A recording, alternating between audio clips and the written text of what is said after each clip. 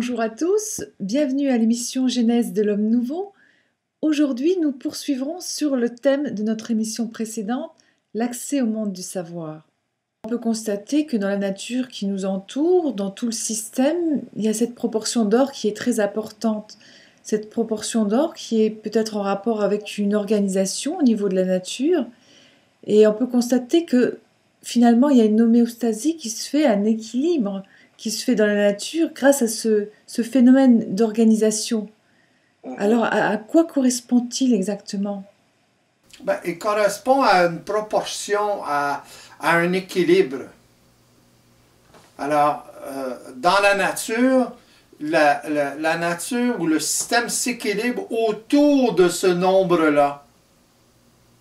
C'est pas 50-50 comme tel, c'est 1/3, 2/3. Mais à peu près.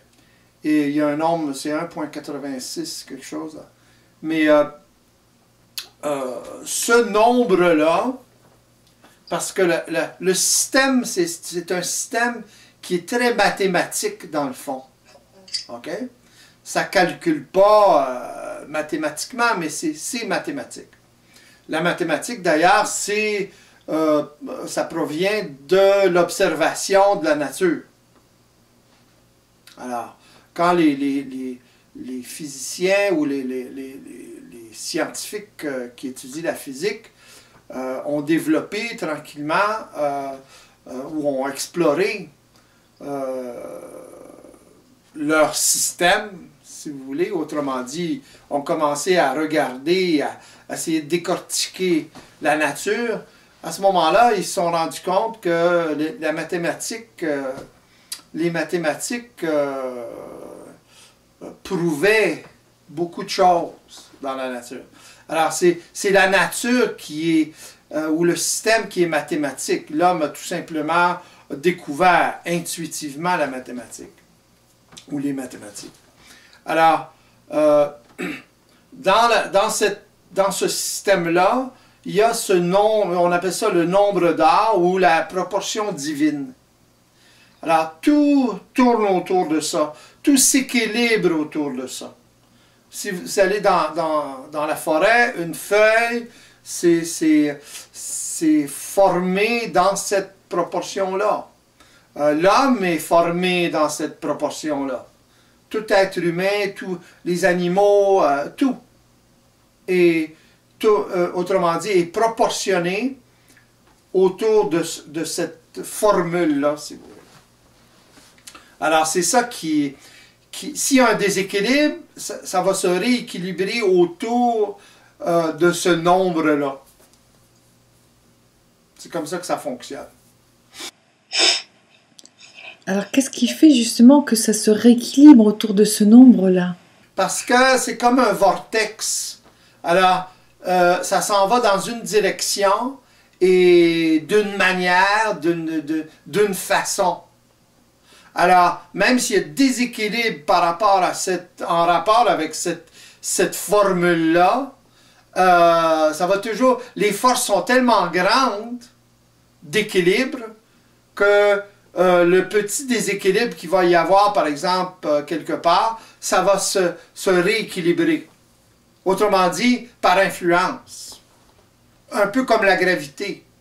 La gravité a une influence, certaines influences, et c'est la même chose.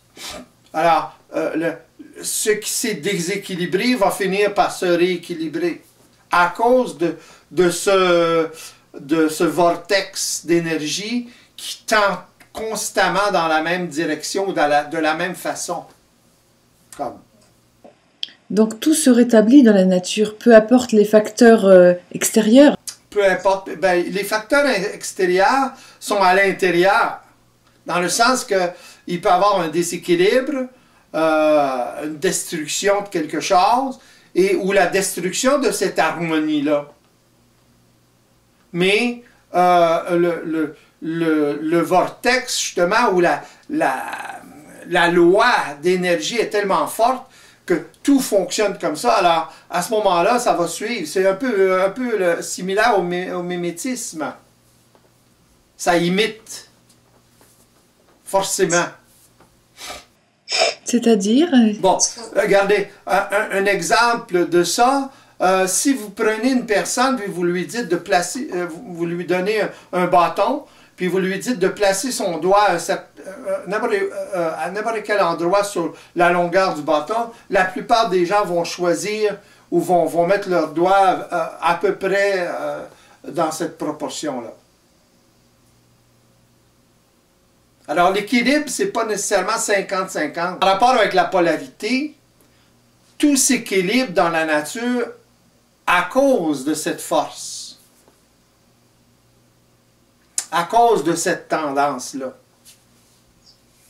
Alors, s'il y a un déséquilibre, ça va se rééquilibrer. Ou ça tend à se rééquilibrer. Alors, il y a une force de rééquilibre qui se manifeste. Chez l'homme, c'est la même chose. Psychiquement, physiquement, c'est la même chose. Si quelqu'un se blesse, le corps va avoir tendance à se guérir lui-même. Mais c'est ces forces-là qui sont parce qu'il y a disharmonie à ce moment-là. S'il y a blessure, il y a disharmonie. Alors, ça se rétablit. C'est cette force-là qui permet le rétablissement. Autrement dit, c'est un peu comme une rivière qui coule. Il y a un débit, il y a une force. Alors, si vous allez vous baigner dans la rivière, vous allez être emporté par la rivière.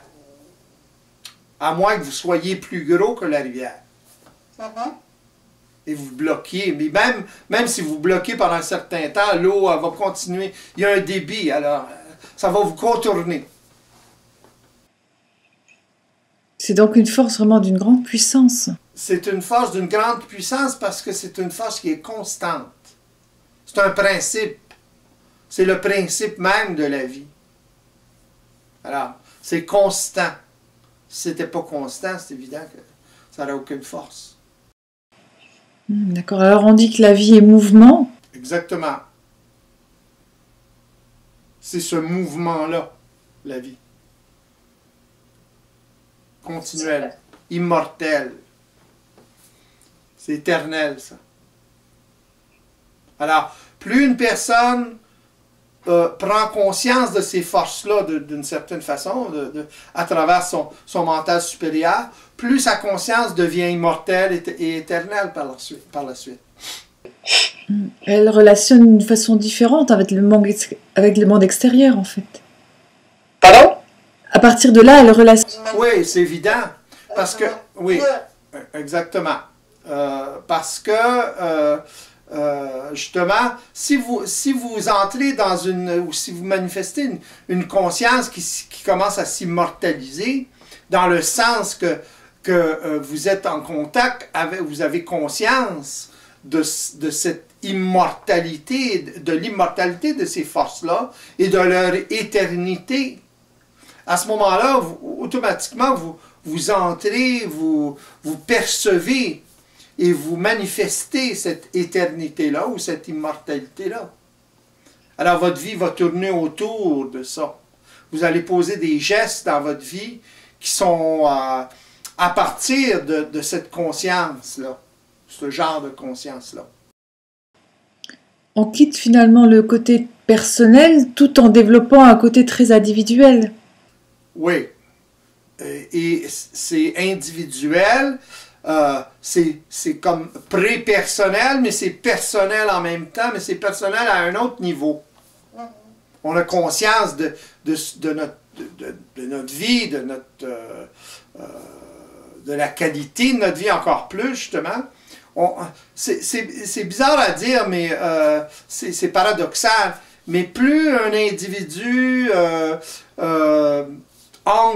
vit une conscience qui est pré-personnelle, dite pré-personnelle, plus il devient individuel, justement, plus il s'occupe de lui d'une façon intelligente. Donc, la qualité de sa vie, etc., il va s'organiser en conséquence. Il ne dépendra plus sur l'extérieur pour s'organiser, pour l'organiser. Il va s'organiser. Parce qu'il y a les outils à ce moment-là pour le faire. Il va prendre la responsabilité de sa vie. Exactement. Mais ce n'est pas dans l'attitude psychologique de prendre la responsabilité de sa vie, c'est que ça va être forcément comme ça. Dans le sens que ça va être une résultante, il n'y a pas le choix de faire ça, là. Il n'y a pas le choix d'agir comme ça, il n'y a pas le choix de s'occuper de sa vie. Sa conscience est trop grande, est trop évidente. Sa conscience est trop dans la réalité des choses. Autrement dit, il voit la réalité telle qu'elle est. Alors, il n'a pas le choix de s'occuper par lui-même, individuellement, de sa vie. Alors, il a la volonté à ce moment-là. Sa volonté, la volonté réelle provient de là, de ces prises de conscience-là ou de ces réalisations-là. Et plus il va manifester ce genre de volonté-là, à ce moment-là, plus il va se programmer en conséquence, mais consciemment à ce moment-là. Alors, ça va devenir une habitude de conscience ou il va agir d'une certaine façon, au niveau du fond.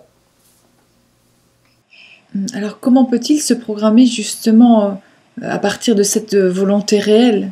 Ça se fait tout seul. Il n'y a pas besoin de se programmer, ça se programme. Donc c'est toujours instantané, c'est quelque chose qui s'installe, c'est un processus automatique. C'est un processus automatique. Aussitôt qu'il y a manifestation dans la matière d'une conscience ou d'une autre, à ce moment-là, ça s'enregistre. Alors, si la qualité de conscience est supérieure, ça s'enregistre. C'est ça qui va changer tout, finalement. Plus il va y avoir d'individus qui manifestent cette conscience-là ou cette réalité-là, plus ça va s'enregistrer et plus il va y avoir d'influence. Pourquoi? Parce que c'est beaucoup plus sain, beaucoup plus intelligent. Alors, même avec des habitudes involutives, l'ego qui va être pris dans certaines situations va réaliser par la suite, s'il est informé ou s'il voit quelqu'un comme ça, s'il le rencontre, il va automatiquement vouloir s'en sortir, donc il va adopter tranquillement cette façon de regarder la vie, de voir la vie. C'est en ce sens qu'on peut créer un monde nouveau? C'est dans ce sens que le monde nouveau va se créer. C'est pas la même chose. Voyez-vous, vous dites, c'est dans ce sens que l'on va créer le monde nouveau.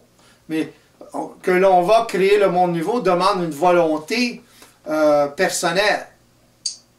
Mais que le monde nouveau va se créer, ça ne demande pas d'une volonté personnelle. C'est une volonté impersonnelle. Dans le sens que ça se fait automatiquement. Ça se fait fatalement. Donc, la résultante, c'est la résultante de quelque chose.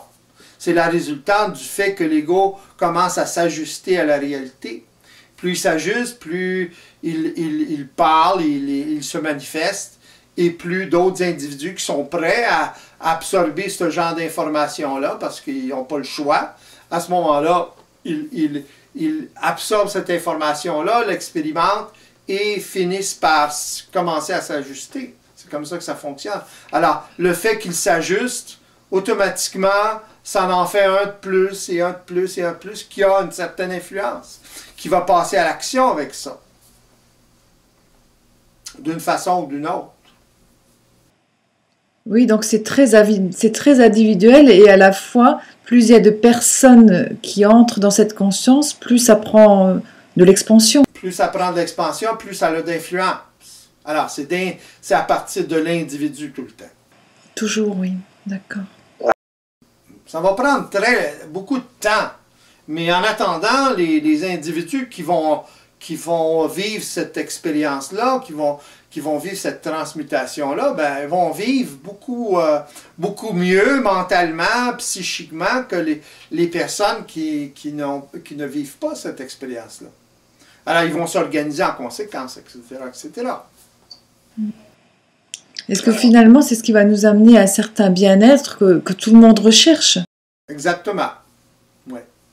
Mais le bien-être, c'est jamais permanent. Alors, ça peut fluctuer, Mais l'individu qui est suffisamment ajusté, ben, à ce moment-là, il se réajuste lui-même. Autrement dit, s'il perd pied, s'il perd l'équilibre, il revient sur ses pieds. Pourquoi? Parce qu'il est en mesure d'observer ce qui l'a déséquilibré, tout simplement. D'accord. Alors justement, à ce sujet, je voulais reparler avec vous de la polarité. Parce que finalement, c'est vraiment la vision polarisée qu'on a de la vie qui nous fait passer d'un extrême à l'autre et justement vivre toutes ces vagues, ces passages vraiment dans des états vraiment en bas, des états en haut. Et c'est vraiment dû à notre vision polarisée, tout ça. Oui, mais la vision polarisée, elle est la résultante de la condition évolutive. Elle fait partie de la condition évolutive. Alors, automatiquement, quand l'ego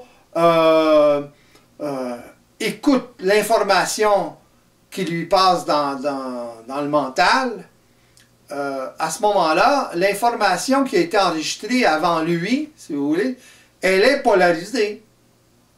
Autrement dit, l'homme a évolué à travers ces concepts-là. C'est ça qui l'a fait évoluer d'ailleurs. D'ailleurs, c'est ça qui a créé sa faculté de penser, etc., etc. Autrement dit, sa faculté intellectuelle, etc. Alors, même sa faculté émotionnelle.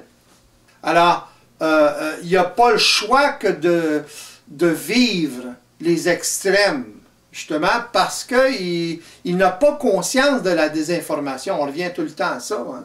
Toujours à ça, en fait. Oui, il n'a pas conscience de la désinformation. Alors, toute l'information qu'il reçoit, elle est polarisée. Elle a tendance à la polarisation, puisqu'il n'y a jamais eu avant lui, d'expérience dépolarisée, ou en dehors de la condition évolutive. Alors, voyez-vous comment l'information qu'il reçoit dans son mental, ce qu'il appelle sa pensée, elle est polarisée. Écoutez les gens, vous allez voir, les gens parlent toujours à travers une notion vraie ou fausse, bonne ou mauvaise, etc. Ça fait partie du vocabulaire, ça fait partie de... Et plus les gens en parlent, ça fait partie de leur conscience, et plus les gens en parlent comme ça, autrement dit, écoutent la désinformation, et plus ils se maintiennent dans la condition évolutive. C'est un cercle vicieux. Oui, se nourrissent entre eux. Oui, parce que l'ego, dans le fond, c'est lui qui a la capacité, mais il est utilisé par ces forces-là, dans le sens qu'il est ignorant d'autre chose, il ne connaît pas autre chose, alors il est dans l'ignorance de la réalité systémique. Mais cette condition évolutive-là a été nécessaire pour qu'il bâtisse les corps mentaux ou le corps mental nécessaire pour être en mesure d'un jour de s'en sortir.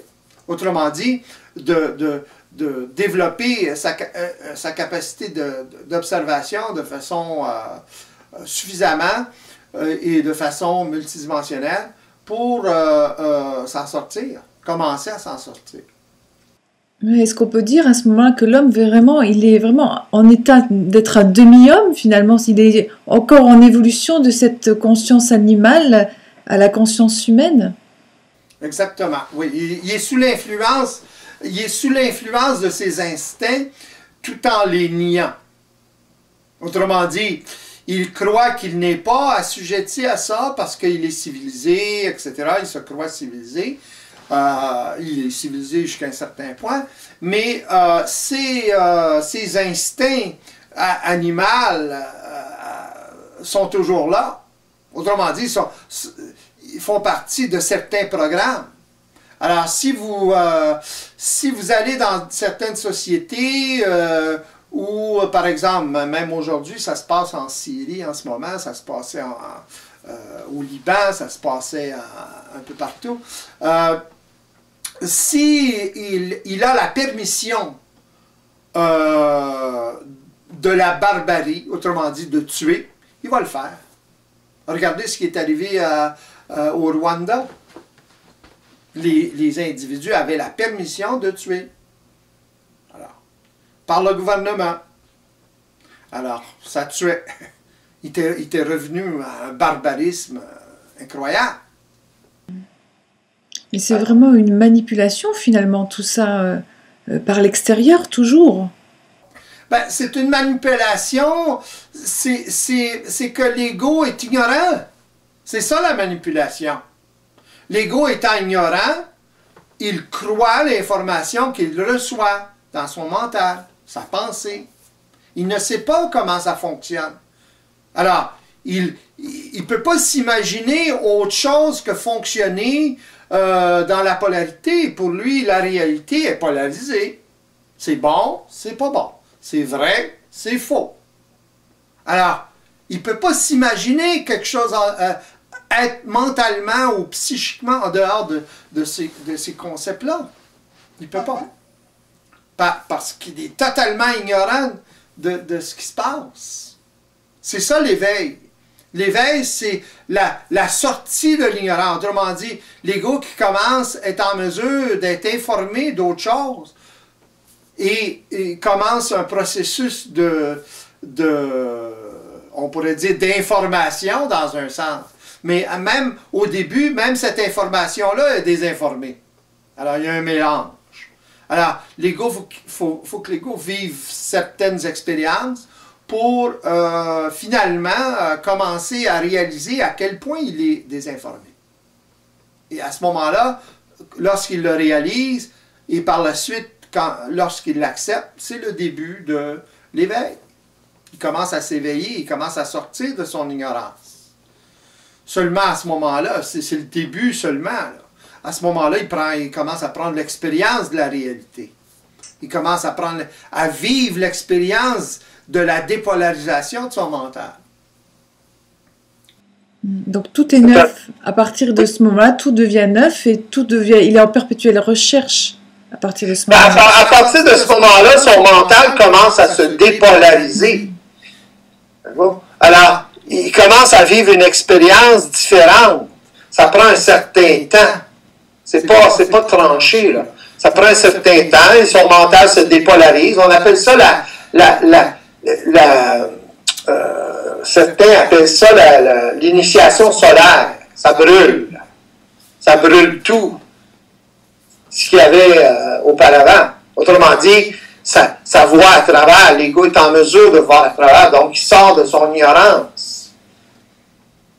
La lumière pénètre. Oui, c'est comme un grand nettoyage. C'est un grand nettoyage, exactement. C'est comme si vous concentrez de la lumière avec une loupe, ça brûle. Hein? C'est ça. Alors, l'information est très concentrée, justement. Alors, le regard brûle. L'observation brûle les notions antérieures. Alors, l'ego vit ce genre d'initiation solaire. L'initiation, c'est dans le passage, c'est l'entre-deux. Alors, il passe d'une conscience à une autre. Mais dans le passage, il est en initiation. Ça ne fait pas son affaire nécessairement tout le temps. Là. Oui, il doit se sentir secoué en permanence. Un peu comme dans des turbulences.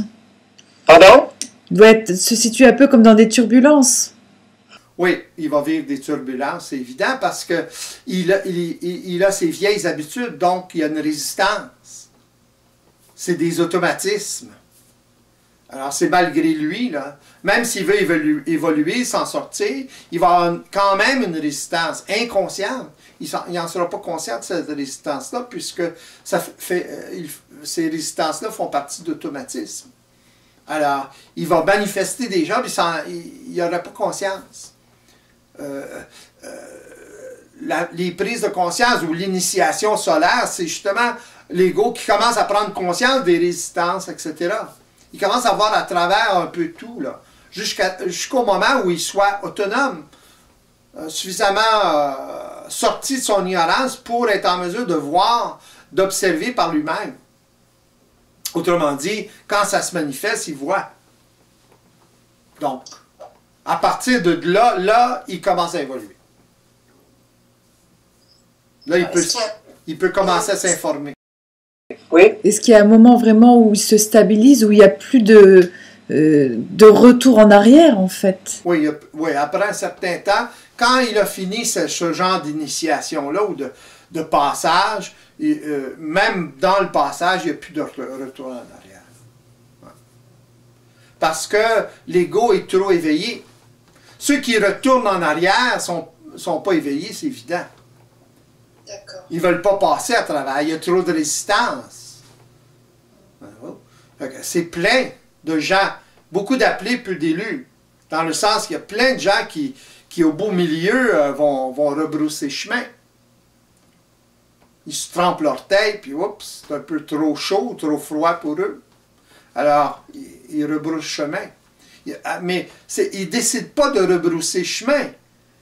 C'est à cause des résistances, c'est à cause des anciennes habitudes qui sont trop fortes. Ils ont besoin de vivre certaines expériences avant. Souffrantes, c'est évident, mais l'ego, à ce moment-là, a besoin de vivre certaines expériences pour l'amener à. Il faut que l'ego soit prêt. C'est pas parce que l'ego ne décide pas comme ça, bon, là, je veux devenir conscient. Il faut qu'il soit prêt. Alors, on peut quand même dire que l'ego est souvent bloqué dans cette période de passage, parce qu'il y a trop d'informations qui lui arrivent qu'il n'est pas prêt à absorber. Ben, si il n'est pas prêt à absorber, c'est que il va avoir trop de résistance. C'est pas qu'il n'est pas prêt à absorber, c'est une façon de le dire, mais parce qu'il va avoir trop de résistance à cette information-là. Il va avoir réaction.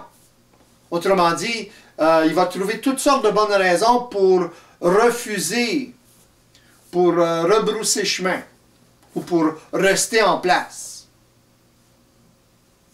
Autrement dit, il est attaché à ses concepts à ce moment-là, puis il trouve des bonnes raisons de s'attacher à ces concepts, que ce soit des concepts, des croyances en Dieu, en ci, en ça, toutes sortes de croyances. Il va s'attacher à ça. C'est ça qui le retient, c'est ça qui crée la résistance. Alors, l'ego, là-dedans, il va se staller pendant un certain temps. Il peut se staller longtemps, il peut mourir comme ça. Alors, est-ce qu'il a vraiment le besoin de se libérer totalement de tout ce qu'il a connu avant, de se libérer de la croyance, surtout, avec laquelle il a fonctionné depuis la nuit des temps? Oui, ben, faut expliquer un peu ce que c'est la croyance. Quand on parle de croyance, c'est un phénomène, la croyance, dans le sens que c'est le phénomène comment je dirais ça, du manque d'autonomie. Autrement dit, quelqu'un qui croit, il manque d'autonomie, dans le sens qu'il accepte la version de l'autre ou d'un autre. Il croit, autrement dit, il accepte cette version sans la vérifier. Donc, sans l'intégrer. Alors, c'est ça la croyance. On lui dit quelque chose, c'est beau, ça a l'air pas mal. Ben là, à ce moment-là, il croit, mais il ne vérifie pas. Autrement dit, il ne prend pas la peine de vérifier dans son expérience de vie. Alors, à ce moment-là, on appelle ça de la croyance. Il croit tout ce qu'on lui dit, finalement. Il veut tellement s'en sortir qu'il croit, sans vérifier. Même au niveau de ce que je parle, il y a des gens qui croient. Alors, à ce moment-là, je suis obligé de leur faire voir qu'ils manifestent de la croyance. C'est pas mieux. Oui, parce que la croyance, elle a été aussi utilisée depuis tout temps pour atteindre certaines choses, pour attirer à soi ce qu'on voudrait dans nos vies. Oui, mais la croyance, c'est pas réel, dans le sens que c'est puissant, c'est évident, mais c'est un placebo. Ça remplace. Pardon? Ça nous enferme encore plus et ça continue à nourrir en fait la condition évolutive. Oui. La croyance, fait partie des paramètres de la conscience évolutive. C'est un acteur, c'est un des acteurs principaux. Le manque d'autonomie. L'ignorance de... Pour croire l'ego, il faut qu'il soit dans l'ignorance. L'ignorance de quoi? L'ignorance de comment ça fonctionne. D'accord? Donc tout ça, ça prend vraiment à la base une information, de recevoir une information pour justement prendre conscience de tout ça. Ouais, mais l'information, c'est pas suffisant comme tel. C'est ce que l'information fait vivre à l'ego. C'est ça qui est important. C'est pas tellement l'information, la forme de l'information, c'est tout simplement l'information elle-même qui fait vivre à l'ego certaines expériences pour le rendre, pour l'amener à son autonomie. Autrement dit, à sa capacité d'observation multidimensionnelle. Et à partir de ce moment-là, quand l'ego commence à être en mesure d'observer par lui-même de façon multidimensionnelle, à ce moment-là, il est capable de reconnaître la réalité. Chez l'autre, chez lui. Alors tout ça, ça se passe vraiment progressivement et par paliers. Oui, oui. L'ego doit intégrer tout ça avant. Il réalise quelque chose, il l'intègre. Il réalise autre chose, il l'intègre. Intégrer, ça veut dire le vivre dans sa vie courante, vivre l'expérience dans sa vie courante. Si on parle de polarité, l'ego prend conscience, par exemple, du phénomène de la polarité. À ce moment-là, il doit le vérifier dans son environnement au début, chez les autres, autrement dit, et ensuite chez lui. À quel point il parle de façon polarisée, par exemple, ou ça pense dans sa tête de façon polarisée, à quel point il regarde tout de façon polarisée, à quel point les autres regardent tout de façon polarisée. Ça, c'est des prises de conscience dans le sens ça fait partie de l'intégration. C'est lui qui se rend compte, qui réalise à quel point l'homme polarise, justement, ou est englobé par la polarité, par les concepts polarisés. Alors, à ce moment-là, il l'intègre. Là, il en a pris conscience, il l'accepte dans le sens il voit les effets de la polarité ou de la façon de penser ou de vivre, polarisée ou involutive. Alors justement, est-ce que la polarité, est-ce que le fait d'avoir une vision polarisée, est-ce que c'est ce qui est responsable de tous nos doutes, de nos peurs, Ben, c'est pas en partie responsable, c'est la résultante. Mais à la base, il y a l'insécurité créée par d'autres habitudes, d'autres programmes, et le fait que l'ego n'est pas ajusté à la réalité. C'est évident que lorsque l'ego n'est pas ajusté à la réalité, il va se sentir insécure, il ne se sentira pas en sécurité. Il lui manque quelque chose. Même si le crâne, c'est pas suffisant. Il va crâner par un certain temps, mais la réalité va finir par lui fendre son crâne.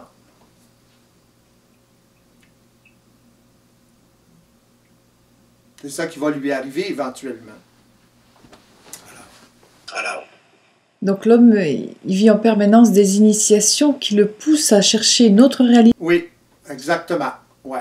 Malgré lui, l'homme vit en permanence une initiation qui le pousse à vivre toutes sortes d'expériences qui le font souffrir et qui l'amènent tranquillement qui le font évoluer, entre parenthèses, à même une condition involutive. Il y a une certaine évolution dans tout ça. Mais c'est une évolution involutive, dans le sens que ça va l'amener à un point de non-retour. Et quand il va arriver à ce point de non-retour-là, il va être beaucoup plus ouvert à absorber le réel. Quand il le rencontre, quand par exemple, s'il rencontre quelqu'un qui parle d'une certaine façon, à ce moment-là, qui parle de la réalité, à ce moment-là, il va être beaucoup plus apte à absorber ça. Parce qu'il va avoir vécu toutes ces initiations-là, toutes ces souffrances-là, finalement. Oui. Alors, est-ce qu'à la base, c'est la puissance de la vie en l'homme, finalement, qui le porte et le pousse en permanence à avancer? Oui, c'est justement, on revient à la force qu'on parlait au début, dans le sens du vortex, c'est la même chose. C'est exactement la même chose. Autrement dit, il faut que la nature tend à s'équilibrer. Alors, tant qu'il n'y a pas cet équilibre-là, ça souffre du déséquilibre. Autrement dit, que ce soit dans la nature, c'est la même chose. Alors, est-ce que l'homme lui-même est justement amené à atteindre un jour la perfection, puisque dans la nature, on voit une fleur, tout est perfection dans la nature. Oui, mais tout est imperfection en même temps. Voyez-vous, dans le sens que ça prend l'imperfection pour créer la perfection. Autrement dit, c'est pas permanent, il va y avoir des déséquilibres de temps en temps. C'est tellement grand, c'est tellement vaste qu'il va y avoir des déséquilibres. Mais la capacité de l'ego à ce moment-là, ou de l'homme, et de la nature, va équilibrer. Pourquoi? Parce que, par exemple, si on parle de l'homme, parce qu'à la base, il est équilibré, dans le sens, à la base, il est dans son intelligence. Alors, qu'importe le déséquilibre, il va toujours finalement finir par se rééquilibrer. Parce qu'il va avoir cette force intérieure-là, ce vortex d'énergie-là. Oui. Est-ce que c'est ce fait qui le fait devenir vraiment très inventif, très créatif? Oui, ouais. Parce qu'à ce moment-là, il va avoir accès au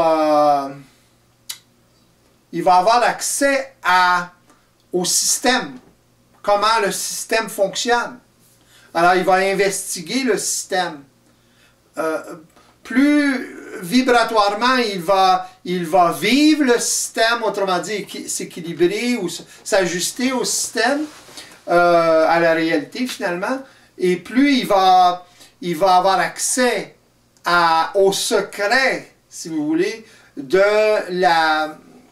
système.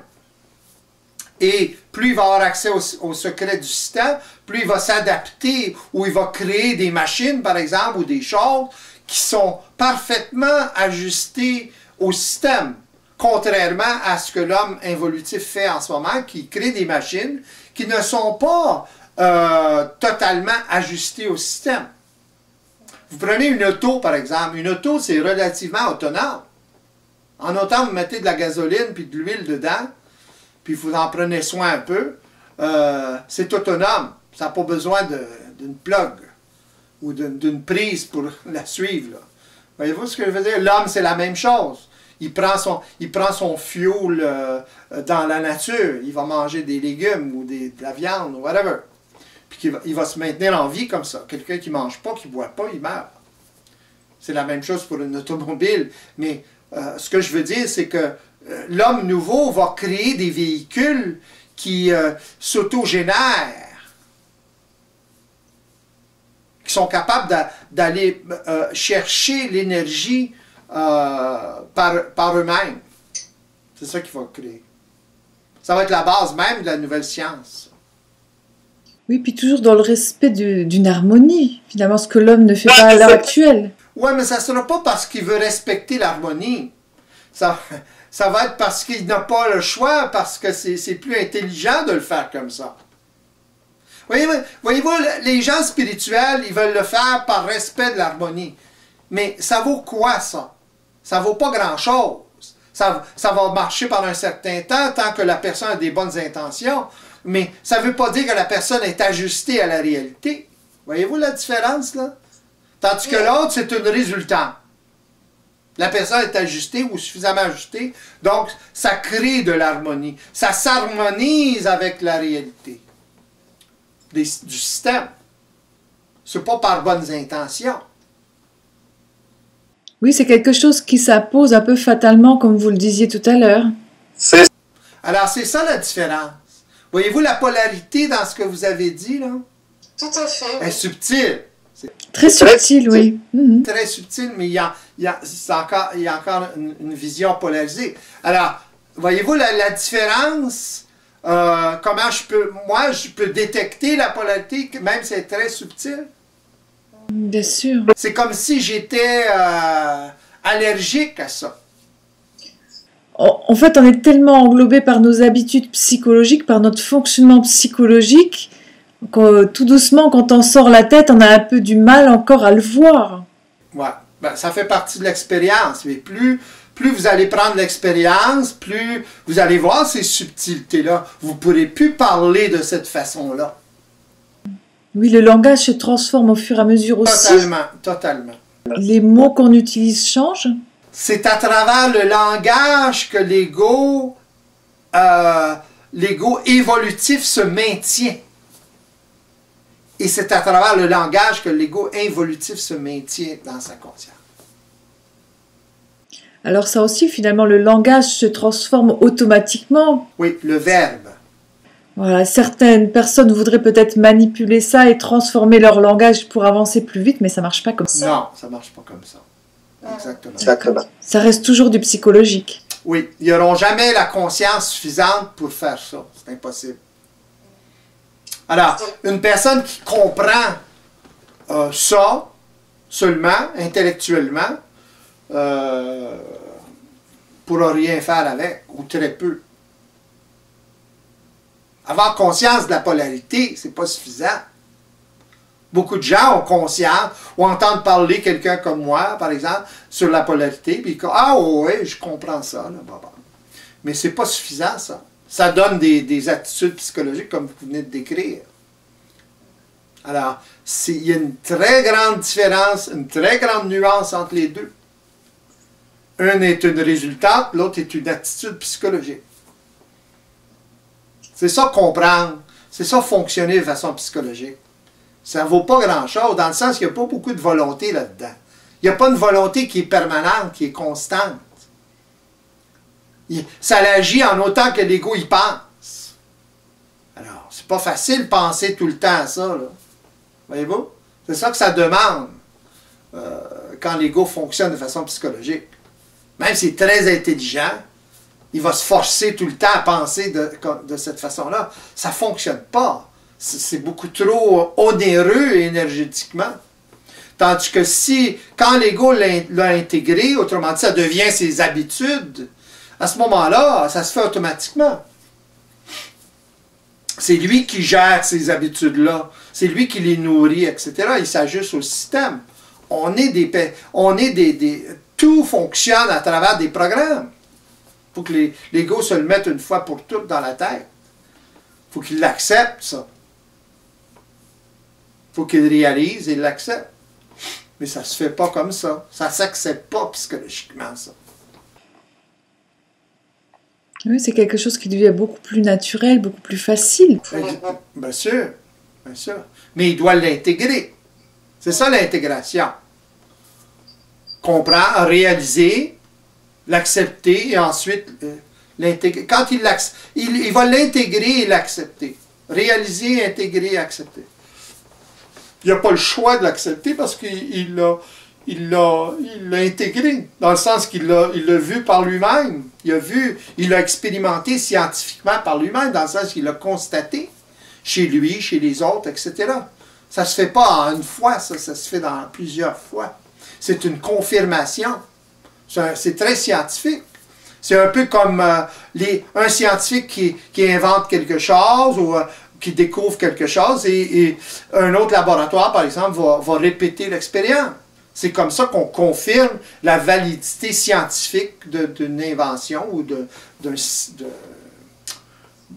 découverte. Alors, plus il y a de laboratoires qui sont capables de répéter l'expérience, plus l'expérience est validée scientifiquement. Après un certain temps, ça devient une norme. Le problème, c'est qu'en science, aujourd'hui, ça devient un dogme. La science, aujourd'hui, c'est une religion. C'est pas une science réelle. Alors, Pourquoi? À cause de la polarité encore. Oui, on revient toujours à la même chose. Oui, oui. Ouais. Parce qu'il croit. Il accepte sans vérifier. La personne qui va à l'université puis qui accepte, par exemple, les données de plusieurs scientifiques, etc., sur cette réalité-là, etc., sur cette expérience-là, à ce moment-là, ben, ils croient. Ils n'ont pas expérimenté par eux-mêmes. Alors, pour eux autres, c'est vrai. Donc, ça devient un dogme. Donc, à ce moment-là, la science ne peut pas évoluer. C'est très difficile de faire évoluer la science aujourd'hui à cause de ça. Beaucoup de scientifiques qui sont un peu en dehors de la boîte scientifique ont beaucoup de misère, ont beaucoup de problèmes. Il y en a même qui se sont suicidés, des grands hommes, des grandes découvertes qu'ils ont fait. Oui, parce qu'ils vont à l'encontre des dogmes déjà établis. C'est ça, ils n'ont pas été acceptés. Pourquoi? Parce que les dogmes ou les vérités, les dogmes faisaient partie de la vérité scientifique. Alors, c'est ça le problème. Une sorte de vérité de mensonge. Exactement. Alors, à ce moment-là, tous les scientifiques, ou la majorité des scientifiques, regardent l'innovation comme un mensonge. Voyez-vous? Alors, ils refusent. Ils refusent parce que ça va mettre à terre toute une branche ou toute la science.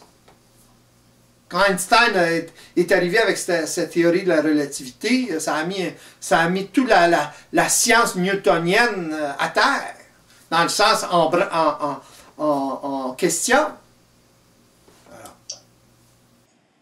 Oui, on peut observer aussi qu'à chaque fois qu'il y a eu quelque chose comme ça qui s'est produit, où tout a été remis en question, c'est toute la structure de la société qui a été remise en question à chaque fois. C'est une autre société qui est née finalement derrière des découvertes comme celle-là. Exactement. Ça, c'est intéressant. Dans le sens que les scientifiques, quand il y a une percée scientifique, ça veut dire qu'il y a une percée au niveau de l'ouverture d'esprit de l'homme. En général. Alors, c'est pour ça que la science est toujours précurseur. Autrement dit, Einstein est arrivé avec sa théorie de la relativité. Par la suite, la société commence à changer. Il y a un lien. Le lien, ce n'est pas nécessairement la théorie de la relativité directement. Le lien, c'est l'ouverture d'esprit requise pour être en mesure de créer ou de manifester une théorie semblable. Voyez-vous le lien là? Le lien se fait là. Donc, si un individu qui est en mesure de manifester une telle théorie, ça veut dire qu'il y a beaucoup d'individus dans la société ou il y a une tendance dans la société elle-même. Alors on peut constater au jour d'aujourd'hui que quand même il y a cette tendance à l'ouverture au niveau du monde. Il y a un peu une explosion qui est en train de se faire et vraiment c'est comme si ça prenait un peu de l'expansion, comme si il y avait justement cette recherche d'ouverture, de recherche à quelque chose de nouveau, à autre chose. Exactement. Bien, si on regarde la science aujourd'hui, c'est un peu la même chose. La science aujourd'hui est dans un état très particulier, très propice justement à la nouveauté ou au changement. Pourquoi? Parce que c'est imprécis. La science aujourd'hui est très imprécise. Je parle de la science, de la recherche en physique là, très poussée. C'est très imprécis. Dans le sens qu'ils ne savent pas, il y a plusieurs théories, etc., théorie des cordes, etc. Ils essaient de créer une théorie qui expliquerait tout, justement, etc. Mais ils ont beaucoup de difficultés à faire ça. Alors, ça crée une ambiance propice à la nouveauté, à la créativité. Pourquoi? parce que ce qu'ils ont besoin finalement, la science ou les scientifiques aujourd'hui, ce qu'ils ont besoin, c'est de changer leur mentalité. Passer d'une mentalité, si vous voulez, involutive à une mentalité évolutive. Et là, à ce moment-là, ben, c'est ça qui leur manque. C'est évident. Ça peut faire des bonds très rapides ensuite. Oui, c'est évident. Ouais. Parce qu'ils sont bloqués, là. Ils sont comme... ils tournent en rond, là. Ils peuvent pas s'imaginer. Alors, à ce moment-là, lorsqu'il va y avoir des individus, des scientifiques qui vont commencer à évoluer individuellement, à ce moment-là, ceux-là vont être capables de percer, d'aller au-delà. Mais ça ne veut pas dire qu'ils vont être compris des autres scientifiques, par exemple. Oui. Tant que les autres scientifiques vont demeurer dans la boîte involutive de la science, ils vont refuser totalement, puis la réaction va être beaucoup plus grande, beaucoup plus puissante, si vous voulez, ou violente que les réactions d'antan. Oui, c'est là qu'on voit à quel point l'importance du collectif, la puissance du collectif joue vraiment dans l'avancée. Et non seulement ça, c'est que la différence va être tellement grande que ça va être difficile pour des scientifiques qui sont dans la boîte évolutive d'accepter une telle théorie. Par exemple, s'il y a un scientifique qui arrive avec une... Pourquoi? Parce qu'ils ne seront pas en mesure de saisir l'information. Alors, un scientifique qui n'est pas en mesure de saisir l'information ou de saisir ce que l'autre scientifique parle, à ce moment-là, ça amène des réactions assez grandes. Pourquoi? Parce que l'ego, à ce moment-là, étant en dévalorisation, justement, ou ayant besoin de se valoriser, ou mettant de valeur à son intelligence, ou à ses connaissances, réagit violemment. Pourquoi? Parce que ça remet en cause son identité. Ça va très loin. Problème. Pardon? C'est toujours le même problème. Toujours le même problème. Ça revient toujours à l'individu. Tout le temps. On arrive toujours au noyau. Tout le temps. Alors, la polarité, c'est ça que ça fait. La condition évolutive, c'est ça que ça fait. C'est une vision limitée de la réalité. Oui, on voit, on peut constater dans tout ce que vous nous dites à quel point l'homme peut tourner en rond en permanence, s'entremêler comme s'il était dans un sac de nœuds. Pour en sortir, il n'y a qu'une solution, c'est l'éveil. C'est ça. Ouais. Il doit aller au-delà de...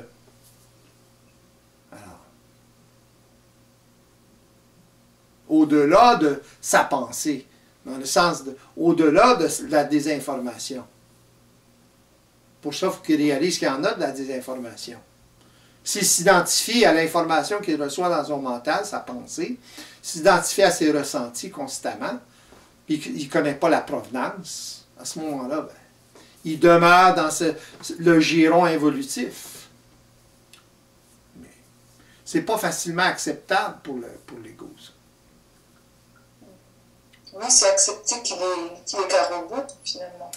Ben, non, dans le sens que l'ego n'est pas nécessairement un robot. L'ego involutif fonctionne comme un robot. Mais l'ego évolutif, il est loin d'être un robot.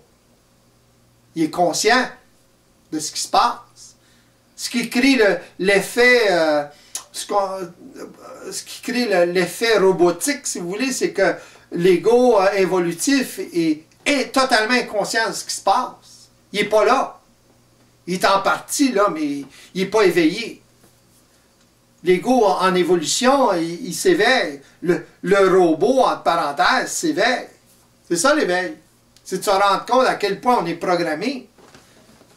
Mais à ce moment-là, l'éveil, ça procure quoi? Ça procure la notion, la conscience du système.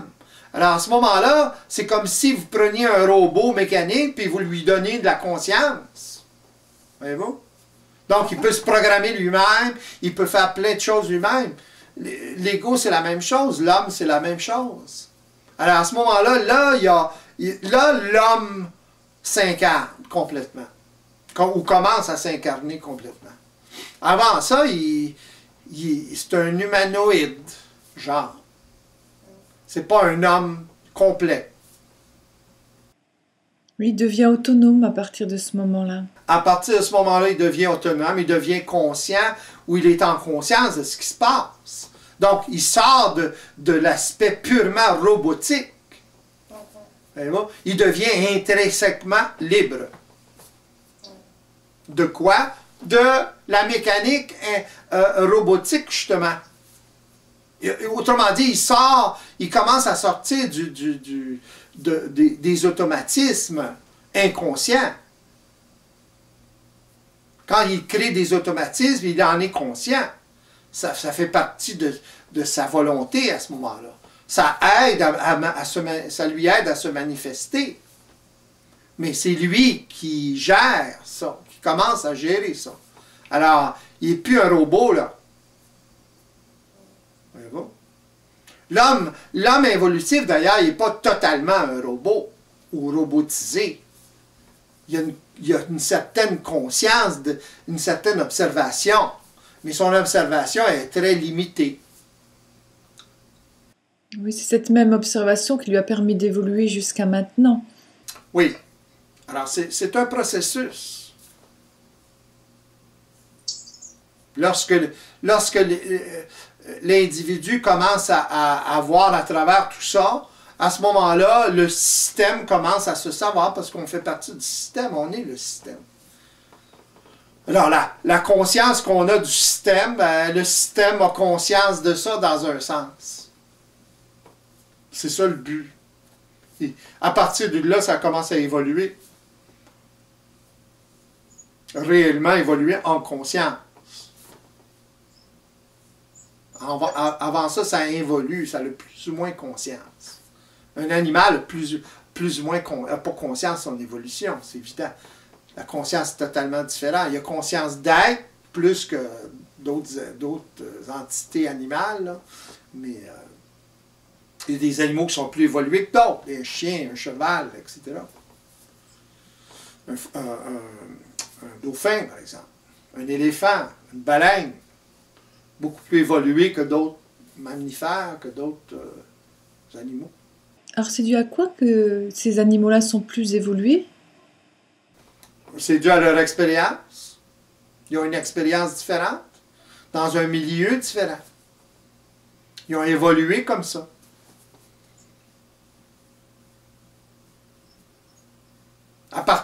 Au début, c'est un animal unicellulaire. On vient tout de là. Et ça s'est développé selon ce qui est arrivé, selon les événements extérieurs, dans quel milieu ils étaient, etc. Ça a évolué de différentes façons. Une baleine a évolué jusque-là parce que cet élément ou unicellulaire a évolué dans un milieu particulier. Un autre, c'est dans un autre milieu, etc. C'est plein d'événements ce sont tous des événements qui ont été enregistrés et des programmes, justement, qui ont créé ou qui ont fait, c'est très, très long, là, des millions d'années, qui ont créé la baleine, qui ont créé l'homme, ça a créé toutes sortes de bébites sur la planète. C'est vraiment d'une très grande richesse dans laquelle on peut puiser, parce que c'est vrai que chaque animal ou chaque espèce finalement a développé par son expérience, s'est développé. Et est-ce qu'il y a vraiment des choses à aller chercher un peu dans toutes les espèces dont on pourrait se servir? Oui, quand on est suffisamment éveillé pour le faire.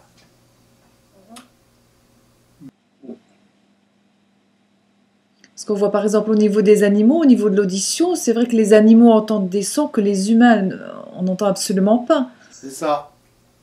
Parce qu'ils ont eu besoin de développer ce sens-là. Alors, le besoin crée le sens. C'est comme ça que ça fonctionne. Alors, quand vous êtes dans un milieu pendant des milliers d'années, pour survivre, il faut développer plus d'attention à l'écoute. L'attention à l'écoute, voyez-vous comment la conscience intervient, ou le fait de magnétiser, parce qu'un animal, ça magnétise aussi. Par exemple, une baleine ou va écouter, va avoir besoin d'écouter pour survivre, d'écouter d'une façon plus précise qu'un homme, par exemple, ou qu'un autre animal. Regardez comment un chien est en mesure d'écouter beaucoup plus qu'un humain. Mais quand il écoute, elle va remarquer, quand il écoute, il fixe dans une direction.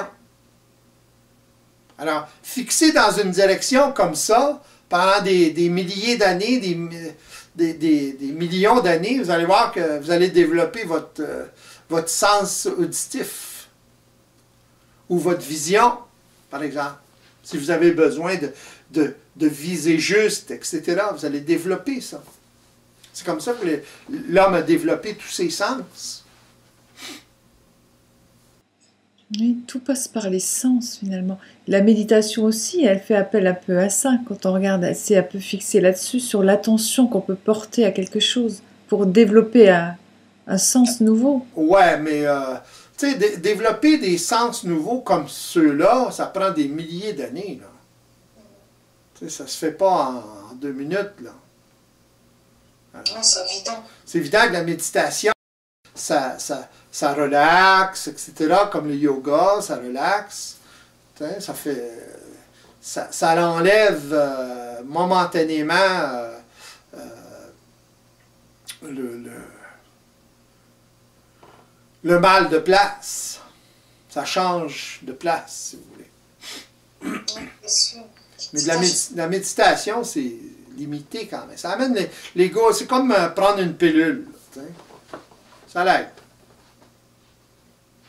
Oui. C'était juste pour évoquer cette notion finalement qu'on retrouve d'ailleurs dans la méditation ou dans d'autres exercices, où c'est vraiment la capacité d'attention, la capacité d'écoute qui va nous emmener à découvrir quelque chose d'autre, de différent. Ouais. Ben, la méthode ou la façon... Regardez ce qui se passe en méditation. Il y a observation en méditation. Voilà, oui. Puis c'est une observation qui est un peu différente de l'observation de tous les jours. Alors, ça permet de développer un autre sens d'observation, pas nécessairement multidimensionnel, mais ça tend vers ça. C'est pour ça que ça fait l'effet que ça a. C'est un peu une entrée dans un autre rythme, déjà. Oui. Un autre rythme, une autre façon de regarder. Mais même à travers la méditation, il y a quand même toutes les anomalies involutives. Il faut faire attention à ça. Oui, ça peut être même dangereux d'ailleurs. Oui, il faut s'en servir pour relaxer. Il faut savoir qu'est-ce qui se passe là-dedans. Là. Voyez-vous? Sans ça, on se fait... L'ego peut se faire englober par ça. L'ego peut développer des sensibilités qu'il n'est pas en mesure de gérer. Très souvent, dans toutes ces méthodes-là, si on regarde aujourd'hui toutes les différentes méthodes qu'il y a, toutes les différentes approches spirituelles, surtout ésotériques, ça développe de la sensibilité, mais quand il y a trop de sensibilité développée, pas suffisamment de capacité de gérer cette sensibilité-là, ça ne fait pas des enfants forts. Là. Autrement dit, une personne va être trop vibrante, va être trop sensible pour la capacité qu'elle a de gérer ce taux d'énergie-là. Les gens montent en vibration, mais monter en vibration, ça veut dire que l'ego vibre plus. Il faut qu'il soit en mesure de gérer cette énergie-là. C'est bien beau monter en vibration, etc., là, mais il faut savoir ce que ça veut dire. Oui, puis ça fait un tel décrochement avec la vie de tous les jours, lorsqu'on sort de la méditation et qu'on se retrouve confronté à la vie de tous les jours. C'est vraiment deux pôles différents. Oui, mais ça dépend comment vous approchez le tout. Voyez-vous? Si vous développez plus de sensibilité, puis vous interprétez beaucoup de choses à travers la méditation, les croyances, etc., bien là, vous arrivez dans le monde, c'est plus la même chose, c'est plus l'état de calme de la méditation. Alors, vous pouvez avoir des difficultés, ou dépendant de votre approche, ça peut vous aider. Ça dépend des individus. Ça dépend comment vous le vivez, etc. Mais les choses ne changent pas du jour au lendemain. T'sais. Problème évolutif ou de l'ego qui fonctionne de façon évolutive ou dans une conscience évolutive, c'est qu'ils pensent que ça va changer du jour au lendemain. Parce qu'ils pensent d'une certaine façon, hop, tout est correct. Ils veulent l'instantané. C'est ça le problème. Ça ne fonctionne pas de même.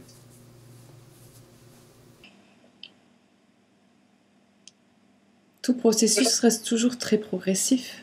Très progressif, à cause justement du système. Il faut que ça s'enregistre, ça se réenregistre. C'est pas seulement un enregistrement qui va changer quelque chose, pas parce que vous pensez d'une certaine façon. Puis même quand vous pensez d'une certaine façon, vous êtes dans l'attitude psychologique, vous empêchez l'enregistrement. Voyez-vous? L'enregistrement, entre parenthèses, sain. Parce que vous intervenez, l'ego intervient psychologiquement. Alors, c'est ça qui s'enregistre. L'intervention ou le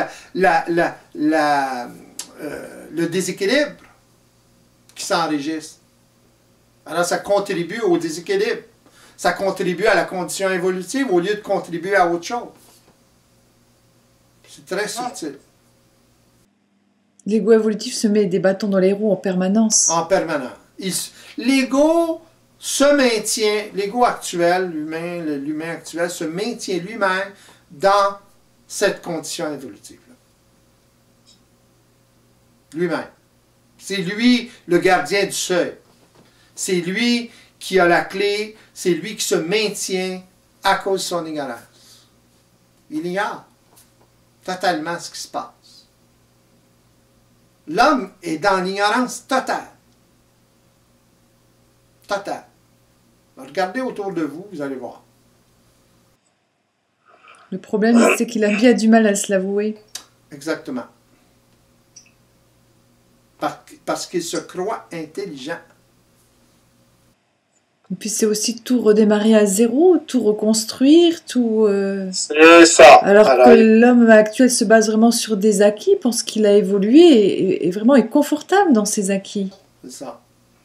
Puis il y a des liens collectifs, émotionnels, etc., qui le maintiennent encore plus. Aussitôt qu'ils essaient de s'en sortir, mettre l'orteil en dehors de la boîte, il est ramené tout de suite.